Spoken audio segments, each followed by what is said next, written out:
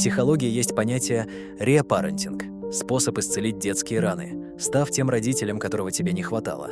Это тихий, но глубокий акт любви к себе. Взрослые, которые заботятся о своих страхах, выросли с эмоционально отсутствующими родителями. И теперь радуются мелким победам, потому что раньше никто не аплодировал.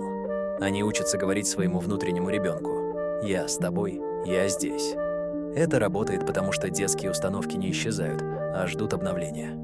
Каждый раз, когда ты заботишься о себе, твой мозг переписывает старые пути.